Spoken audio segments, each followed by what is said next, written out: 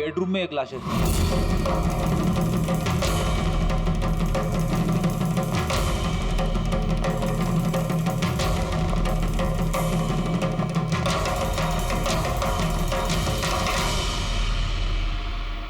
आवाज सुन के उठने की कोशिश की होगी, यहीं पे मार दिया।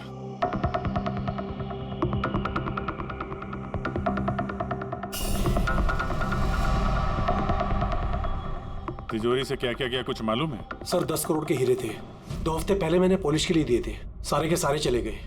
हीरे? सर बाथरूम में हथियार है।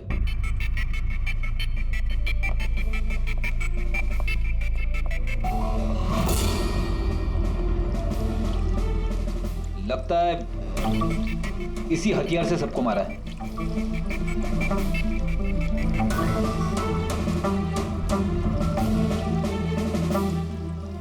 अच्छा खासा साफ कर दिया है, वो भी साबुन से। लगता नहीं इस पे कोई सुराग मिलेगा। बहुत ही खतरनाक खूनी है यार। पहले 3-3 खून करता है, अबे यहीं बाथरूम में बैठ के हथियार साफ करता है। साइकोपैथ। अच्छा, इन हीरों के बारे में कोई और भी जानता था? सर 3 लोग जानते थे। कौन है? आइए बताता हूँ सर। एक सेठ भाई का भतीजा करुणेश, 2 एम्प्लॉय थे, सतीश और सर मानिक। आइए सर मैं दिखाता हूँ।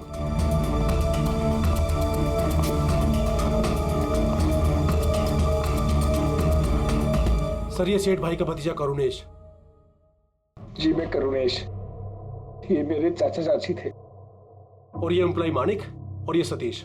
हाँ सर, वो हीरे पॉलिश करने का काम मुझे और मानिक सर को दिया था। और सर मेरे 10 करोड़ के हीरे चले गए, मैं तो बर्बाद हो गया।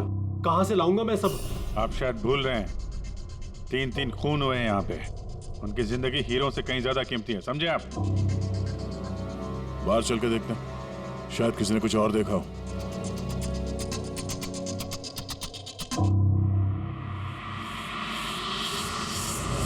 हमें कल रात की सीसीटीवी फुटेज चाहिए। ये कैमरा चल रहा है ना? हाँ साहब, लेकिन कल रात 2 से 3 बजे के बीच लाइट कट गई थी साहब। उस समय का तो कुछ मिल नहीं पाएगा साहब, लेकिन उसके पहले और बाद का सब है साहब। 2 से 3 बिजली नहीं थे? 3 बजे के बीच लाइट कट गई थी साहब।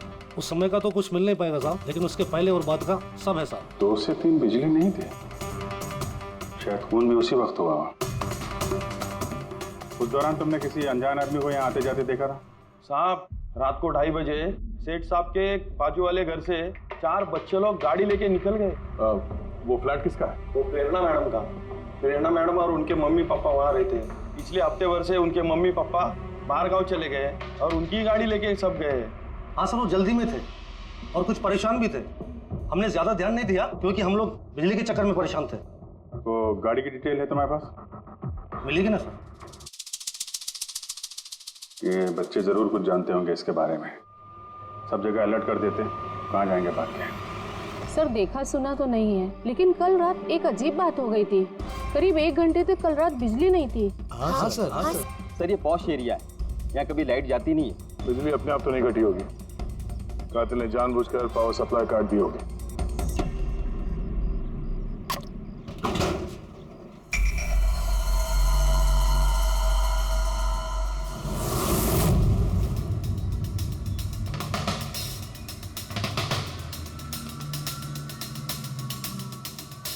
सर ये देखिए, छेड़छाड़ तो हुई है। जिस आदमी ने ये वायर काटा है उस आदमी को बहुत अच्छे तरीके से पता था कि अगर ये वायर काटेगा तो पूरे एरिया की लाइट चली जाएगी। और हर सोसाइटी की भी। जी ठीक है, थैंक यू। साफ है, किसी ने रात को 2 बजे इस जंक्शन बॉक्स से पावर सप्लाई कट कर दिया था, जिससे सोसाइटी का जो सीसीटीवी कैमरा है वो ऑफ हो जाए। उसके बाद वो कंपाउंड में घुसा और मिस्टर सेठ के घर में घुस गया। और करीब 2:15-2:30 बजे खून किया होगा, हीरे चुराए और वहां से निकल गया हो। और फिर 3 बजे बिजली आ गई वापस।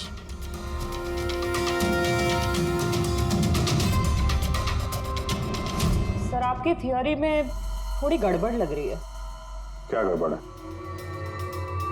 उन तीनों की मौत 2 से 3 के बीच नहीं हुई है। क्या? तो फिर मौत कब हुई? इसके लगभग 1-1.25 घंटे पहले, मतलब 12:45 से 1:15 बजे के बीच। ये कैसे पॉसिबल है सर?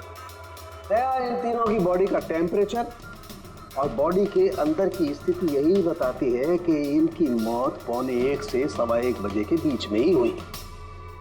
और तो और ये मिस्टर सेठ की घड़ी, हमले के बाद इन्होंने जरूर कातिल के वार को अपने हाथों से रोकने की कोशिश की होगी और किसी धक्के से इनकी घड़ी बंद पड़ गई होगी।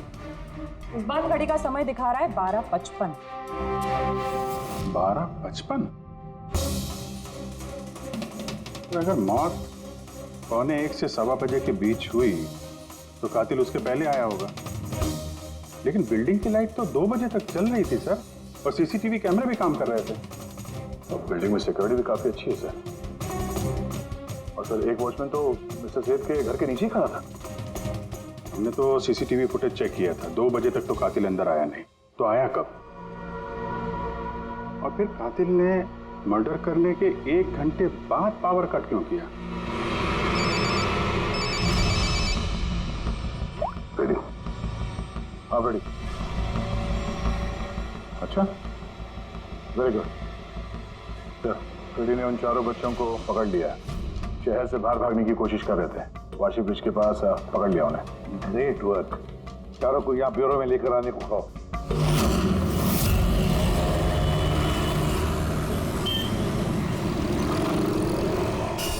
वो लोग हमारी वजह से मर गए। ये सब तुम लोगों ने उन हीरो के लिए किया ना? हीरे? कैसे हीरो की बात कर रहे हैं सर आप? हीरो के बारे में पता नहीं तुम्हें? अगर नहीं तो फिर मारा क्यों उन लोगों को? हाँ? सर हमने किसी को नहीं मारा, वो कबारा ने मारा है सर। और वो हमारी वजह से आया था क्योंकि हमने उसे बुलाया था सर। ये कबारा कौन है?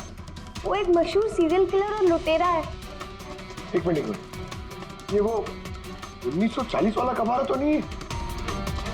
ये इसके बारे में पढ़ा है सर। ये सिर्फ लोगों को लूटता नहीं था, बल्कि बहुत बुरी तरीके से उनकी हत्या कर देता था। हाँ वही है। अरे लेकिन उसको तो मर के 50 साल हो गए। तुमने उसे बुलाया कैसे? हम लोग एक हिस्ट्री प्रोजेक्ट बना रहे थे, तो हमें लगा कि रियल लुटेरे को बुलाएंगे तो और अच्छा होगा, तो इसलिए हम उसकी आत्मा को बुला रहे थे। लेकिन सब गड़बड़ हो गया। कुछ भी हो जाए हाथ मत छोड़ना।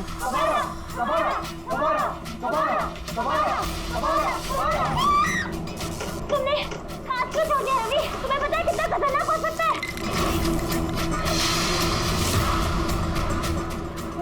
रेजिस्टेंस।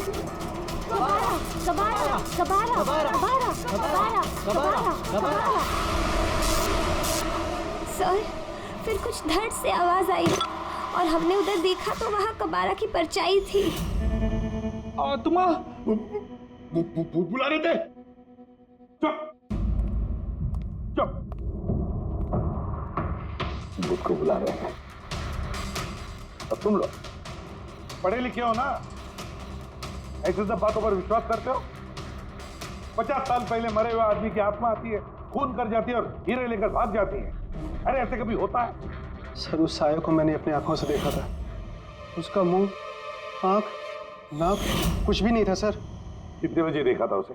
सर 2:05 हुए थे। जब मैंने सेलफोन का टॉर्च ऑन किया था तो यही समय था सर। 2:05 यानी लाइट जाने के तुरंत बाद? यानी कातिल अकेला नहीं था, कोई और भी था उसके साथ में? वो कबारा था सर।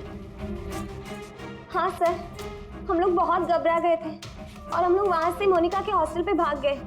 सर वो मैंने आप लोगों से एक बात छुपाई। एक्चुअली उस रात दोस्तों को डराने के लिए मैंने फ्लैशलाइट के साथ छेड़छाड़ की।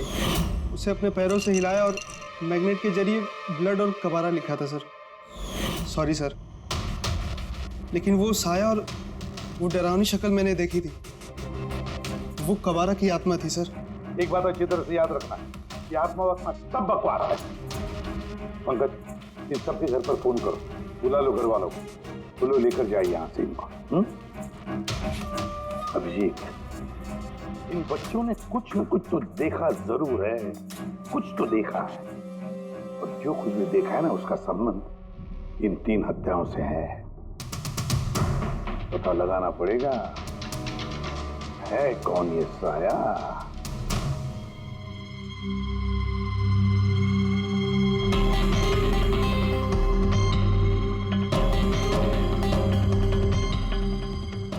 ने खूनी को देखा होगा। हाँ सर, और खूनी कब आ रहा है? अरे यार बालकनी में चल के देखते हैं, कोई ना कोई सबूत छोड़ के गया होगा तुम्हारा कबारा।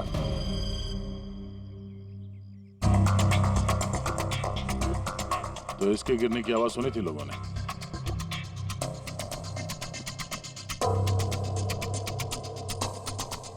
सर वो सेठ जी की बालकनी है, तो खूनी वहां से भागते हुए यहाँ पर आया होगा, तभी ये गमला गिर के टूट गया होगा। देखो जरा भाई।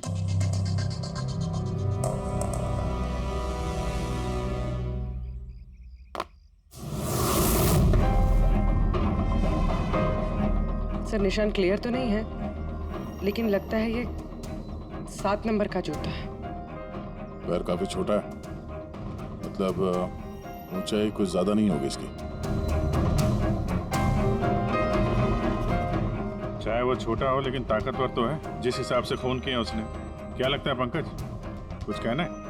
ये जूते का निशान किसी आदमी का है या आत्माओं ने आजकल जूते पहनने शुरू कर दिए? नहीं सर, जो आप बोल रहे हैं वो सही है, लेकिन वो बिना आंख नाक मुंह वाली साया, सर वो क्या था? तो इसमें कौन सी बड़ी बात है? तुम अपने चेहरे पे ये लगा लो, ये लो। ना आंख है ना नाक है, एकदम साया और अंधेरा था। उनको भी लगा कि वो खूनी कोई आत्मा थी। एक तो वो लोग प्लानचेट खेल रहे थे, ऊपर से लाइट चली गई। एक साया दिखा तो दिमाग तो उल्टा सीधा ही सोचेगा ना। जरा सोचो, एक आत्मा को 10 करोड़ के हीरे की क्या जरूरत है? क्या करना है उसको?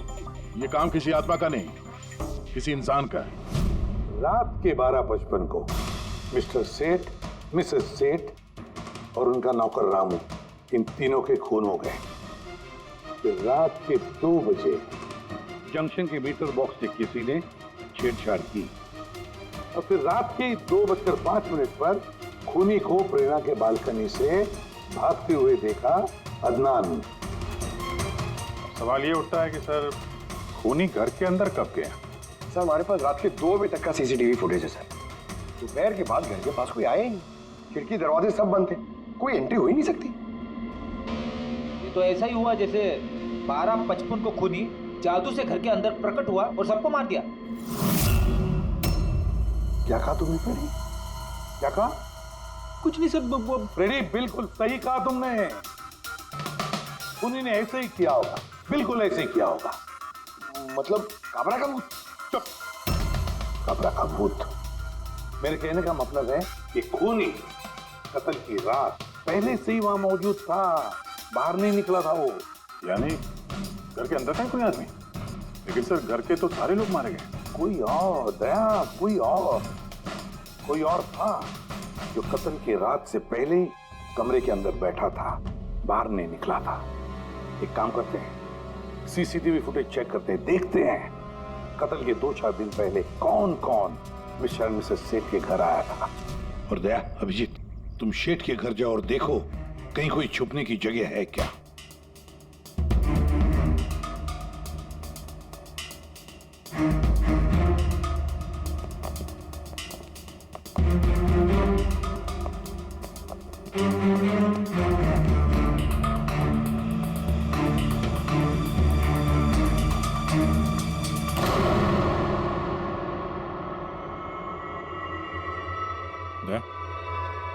ये चींटियां देखो ऊपर जा रही हैं।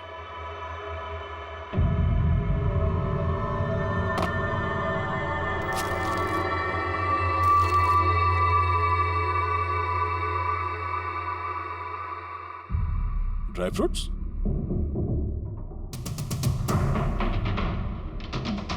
ड्राई फ्रूट लेके वहां ऊपर छुप के बैठा होगा।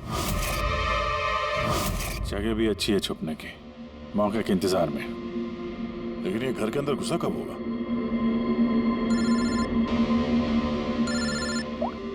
हाँ सर, फुटेज सोसाइटी के ऑफिस में देख लेते हैं सर। हाँ हाँ, फोन ऑन है, स्पीकर फोन पर है। पूर्वी सर, कुछ पता चला कि नहीं? सर हम कत्ल वाली रात से 2 दिन पहले की एंट्री देख रहे हैं और कुछ मिला है सर। क्या मिला?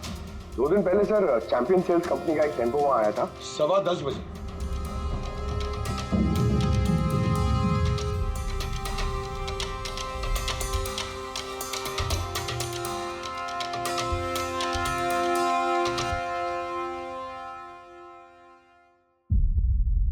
और सर उसके दूसरे दिन यानी कत्ल से एक दिन पहले चैंपियन सेल्स का टेक्नीशियन मिस्टर सेठ के घर आया था। 1 घंटे रुका रहा और फिर चला गया।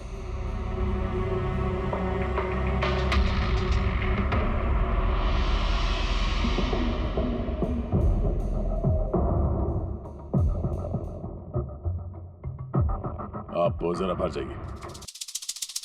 2 लोग आए थे फ्रिज डिलीवर करने के लिए और दूसरे दिन दूसरा आदमी शायद फ्रिज इंस्टॉल करने के लिए, और 1 घंटे में निकल गया। इसका मतलब है अगर खूनी वहां पर था तो उसने अपने सुराग छोड़े होंगे वहां पर। साळुंखे को बोलो सेठ के घर चले जाए।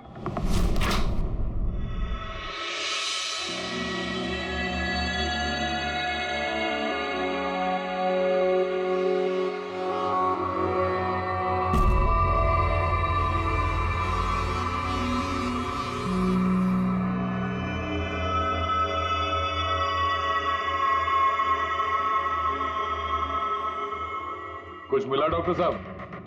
हाँ मिला, इलेक्ट्रोलाइट्स। हाँ, सोडियम क्लोराइड, यूरिया, वो सभी कुछ जो एक आदमी के पसीने में होता है। अच्छा, इसका मतलब कि खूनी जो है वो इस फ्रिज के अंदर बैठ के आया। जब डिलीवरी हुई फ्रिज की, उसके अंदर छुप के आया और घर में घुस गया। हाँ सर, कुछ दिन पहले मैंने नया फ्रिज लिया था। कंपनी वाले डिलीवरी के बाद फ्रिज खोलने नहीं देते और 1-2 दिन के बाद जब इंस्टॉलेशन वाला आता है वो फ्रिज खोलता है। तभी मिस्टर सेठ और उनके घर वालों को पता नहीं चला कि कोई और घर के अंदर घुस के बैठा है। बिल्कुल, वो आदमी फ्रिज में घुस करके बैठा होगा। फ्रिज में उसे गर्मी लगी, गर्मी से पसीना आया और वो पसीना फ्रिज में रह गया। लेकिन सालुंखे साहब, फ्रिज का कार्टन तो सील होता है, तो फिर खूनी अंदर आया कैसे और वो सांस कैसे ले रहा था?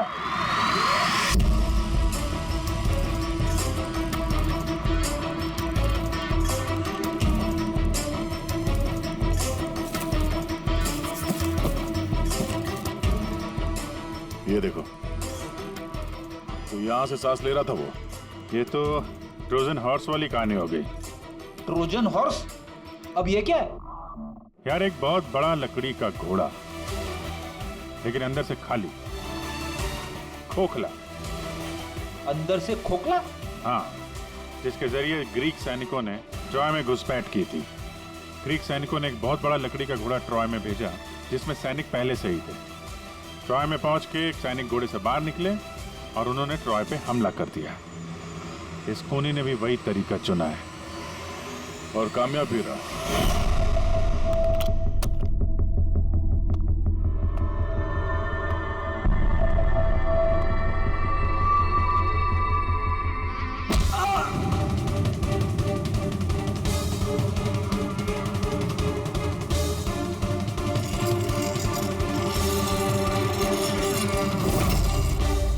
कौन हो तुम?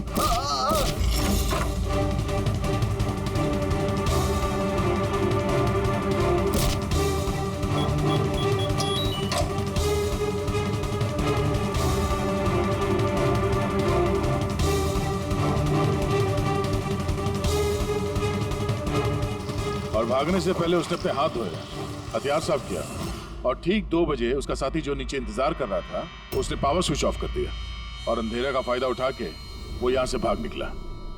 भागते भागते वो प्रेरणा की बालकनी में गया, जहाँ उसने वो गमला गिराया।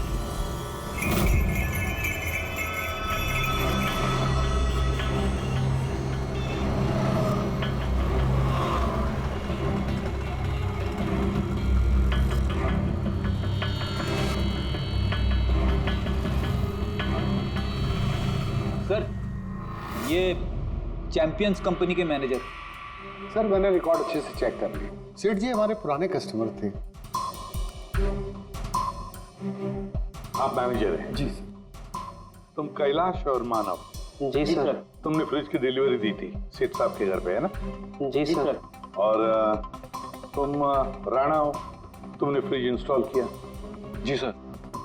लेकिन क्या हुआ सर? मिस्टर सेठ, उनकी पत्नी और उनके नौकर का खून हो गया है। खून? लेकिन साहब हम लोगों ने तो कुछ नहीं किया था साहब।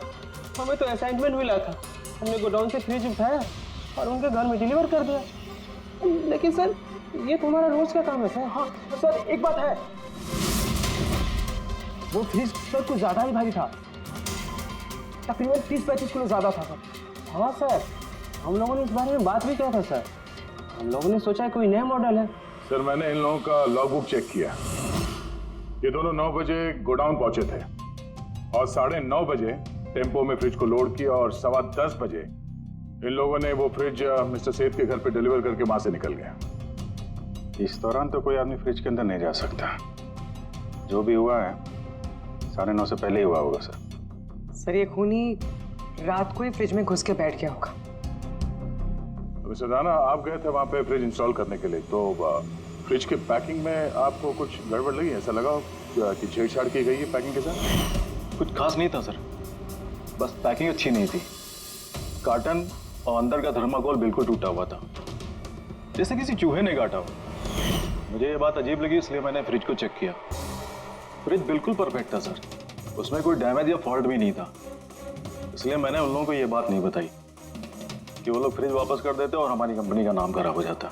थर्मोकोल तोड़ के दरवाजे में फंसा दिया होगा ताकि सांस ले सके। हाँ, ये फ्रिज का वजन 30-40 किलो से ज्यादा था और जूतों के निशान जो मिले वो 7 नंबर के जूतों के थे। मतलब ये आदमी कोई एवरेज कद का इंसान नहीं है, इसीलिए तो फ्रिज के अंदर फिट हो गया। मैनेजर साहब। जी सर। सेठ साहब के घर पे जो फ्रिज भेजा है बिल्कुल वैसा ही फ्रिज यहाँ पर मंगवा लो। ठीक है सर। ढीचू को बुलाओ।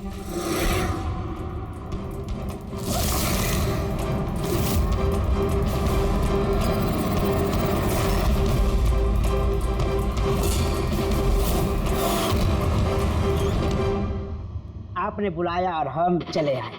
अरे वाह, कैसे हो रेचू? अरे सर, क्या बात है, इतने टाइम बाद मिल रहे हो, सब ठीक ठाक है? अभी तक तो बिल्कुल ठीक ठाक हूँ। अब आप लोगों ने मुझे सीआईडी में जब बुला ही लिया है तो देखते हैं आगे आगे होता है क्या। अब ध्यान से सुन लो। 3 खून हुए हैं और हमें यकीन है कि खूनी उस फ्रिज के अंदर बैठकर चुपकर घर के अंदर घुसा, 3 लोगों का खून किया और भाग गया। इस फ्रिज के अंदर? हाँ, इस फ्रिज के अंदर। और सर? और तुम्हें हाँ, बस वैसे इस फ्रिज के अंदर जाना है और बैठना है। सर, मुझे फ्रिज के अंदर जाना है? हाँ। वो फ्रिज का दरवाजा बंद हो जाएगा? बिल्कुल। तुम्हें फ्रिज के अंदर बैठकर बाहर निकलने की कोशिश करनी है। कैसे बाहर निकलोगे हमें दिखाओ। लेकिन सर थोड़ा एक गिलास पानी मिलेगा? हाँ मिलेगा, फ्रिज के अंदर जाओ, बैठकर पियो। चलो। जी जी जी सर। चल रेचू, चर्चा सुनी पे अब हो जा मरने के लिए तैयार। जा रहा हूँ सर।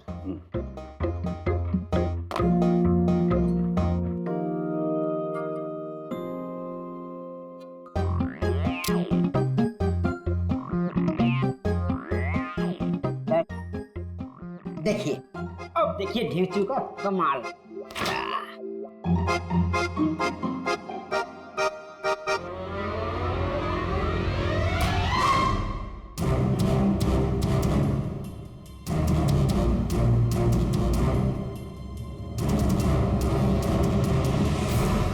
नीचू, नीचू, बाहर आने की कोशिश करो। सर अंदर से खुल नहीं रहा है, आपको हेल्प करनी पड़ेगी।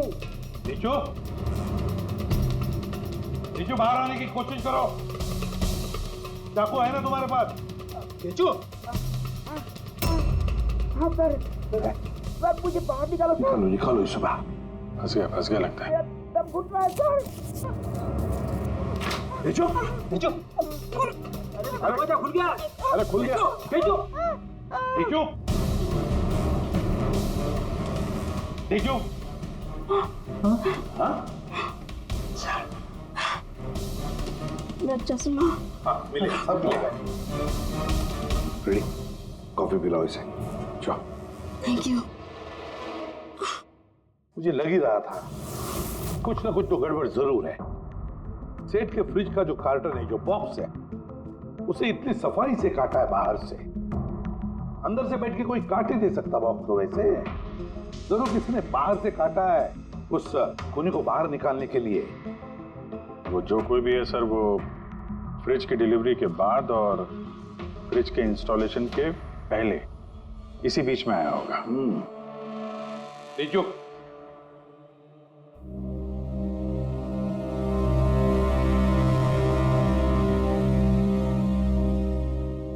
तेजो काम करो। हमारा ये खूनी दुबला पतला है, 30-40 किलो का है, मगर ताकतवर है। तुम्हें ऐसे आदमी को ढूंढना है जिसके पास अचानक से ढेर सारा पैसा आया है, जो जुए में उड़ा रहा है, नाच गाने में पैसे उड़ा रहा है, ऐसा आदमी। हाँ पूरी। सर, फ्रिज की डिलीवरी और इंस्टॉलेशन के बीच मिस्टर सेठ के घर 3 लोग आए। सर, पहला है पन्ना लाल। हाँ, पन्ना लाल सूरत से हीरे लेकर आया था और रात को मिस्टर सेठ के घर में ही ठहरा था। सर, वो हीरे तो उसी के थे, वो उनके लिए खून क्यों करे? हो सकता है उसने इन हीरों का इंश्योरेंस करवाया हो और इंश्योरेंस कंपनी से दुगना फायदा कमाने के चक्कर में ये सब खेल खेला उसने। और सर, दूसरा है मानिक। वो मिस्टर सेठ की कंपनी में काम करता था। हीरो की पॉलिश तो इसी ने की थी ना, क्या पता सर इसकी नीयत खराब हो गई हो। तीसरा है मिस्टर सेठ का भतीजा करुणेश। हाँ सर, ये करुणेश उनके यहाँ रहता नहीं था, उनकी कंपनी में काम करता था और हीरो के बारे में उसे सब कुछ पता था। हो सकता है लालच में आकर उसने उन लोगों का खून कर दिया। रीजू। हाँ रीजू, बोलो। सर, एक आदमी है विक्टर। सर, उसका हुलिया सेम टू सेम वैसा ही है जैसा आप लोगों ने बताया था। और सर, वो बड़ी आसानी से फ्रिज में समा सकता है। और सर, कुछ दिनों से वो बड़ी ही बहकी बातें कर रहा है, जैसे उसे कोई कुबेर का खजाना हाथ लगने वाला हो या फिर कोई खजाना हाथ लग गया हो। सर, वो बड़ा ही सल्की और खूंखार टाइप का आदमी है। सुना है कुछ साल पहले वो सीरियल किलर भी रह चुका है।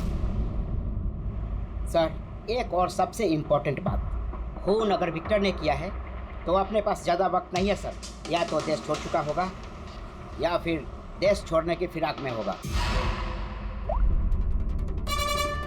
विक्टर तो मोहरा है, उसके पीछे दिमाग कोई और ही है। ये विक्टर देश छोड़कर भागने की सोच रहा है। भाग के जाएगा कहाँ सर? भागने देंगे तब ना। इसके फोन के लोकेशन से पता कर लेंगे कहाँ छुप के बैठा हुआ है। बहुत मेहनत है सीआईडी में। सर, यही कहीं है ना? हाँ रेजू, उसके मोबाइल का लोकेशन वहीं आसपास कहीं दिखा रहा है। फोन करने के बाद से वहीं पे छुपा हुआ वो। ठीक है।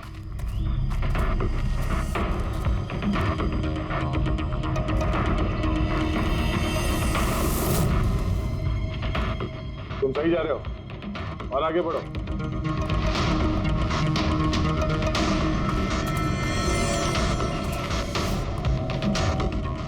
पंकज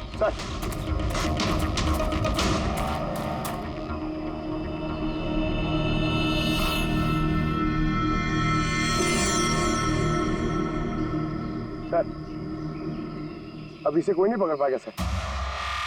पंकज, क्या बात कर रहे हो? क्या हुआ क्या है? सर, मर गया वो। एक आखिरी कड़ी बची थी, वो भी हाथ से गई। कैसे मर गया?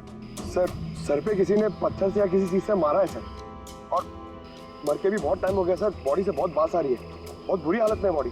ठीक है पंकज, एम्बुलेंस बुलवा लो और तुम लोग वहां से निकलो। Okay sir. ओके। जैसे काम हो गया, उसको ठिकाने लगा दिया और लाश को कहीं फेंक दिया। सर, उन तीनों मर्डर्स के बाद ही विक्टर की फोन की लोकेशन वहीं दिखा रही थी। अच्छा,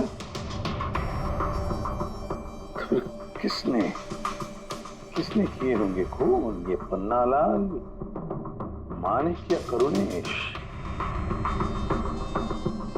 पन्ना लाल, मानिक या करुणेश? हाँ बोलता हूँ। अच्छा, ठीक है, थैंक यू। ये पन्नाला, मानिक और करुणेश, तीनों को फोरेंसिक लैब बुला लो। असली गुनहगार कौन है इसका पता चल गया।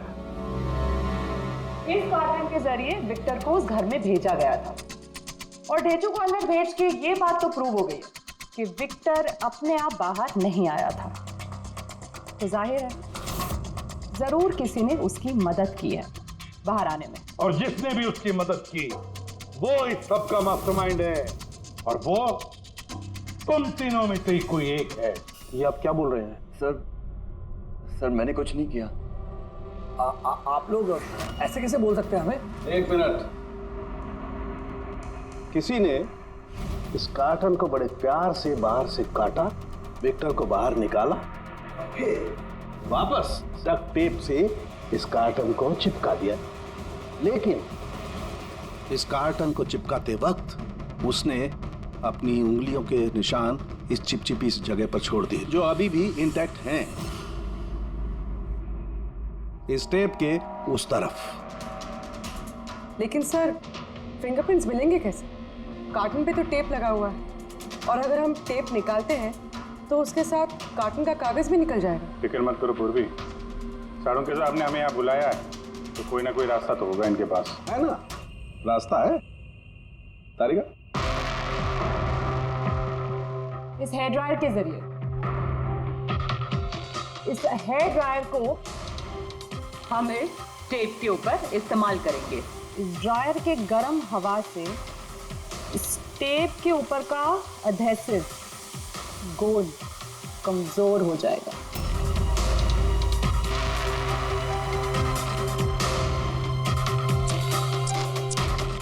ये देखिए, फिंगरप्रिंट्स साफ साफ नजर आ रहे हैं। क्या बात है तारिका जी, कमाल कर दिया। फिंगरप्रिंट्स एकदम साफ नजर आ रहे हैं। हाँ, अब बस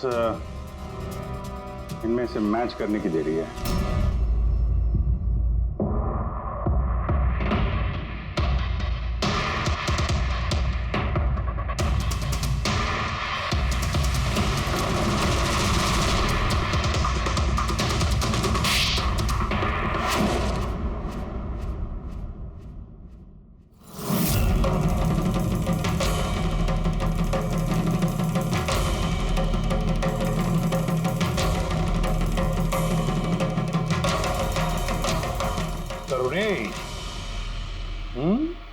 हाँ, मैंने ही किया।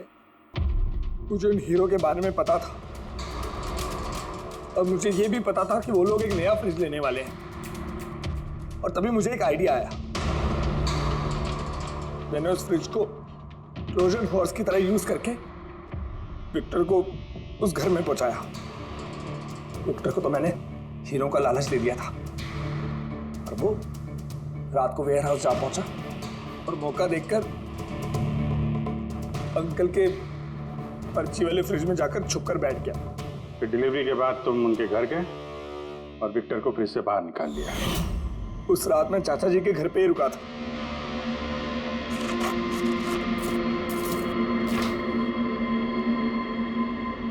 और फिर मैंने विक्टर को फ्रिज से बाहर निकाल के घर में ही छुपा दिया। करीब 1.5 दिन तक वो वहीं छुपा रहा। घर के लोग रात को सो गए तो वो बाहर निकला।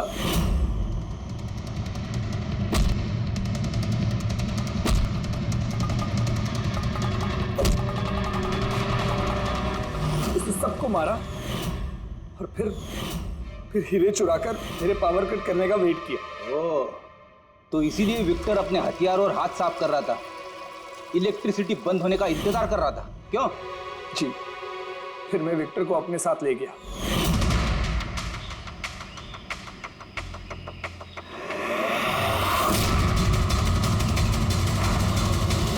और मारने के बाद उसे फेंक दिया ताकि मुझ तक कोई ना पहुंच सके। इतना सोचा, कितनी प्लानिंग की, लेकिन अकल तुक्की पड़ गई इसकी।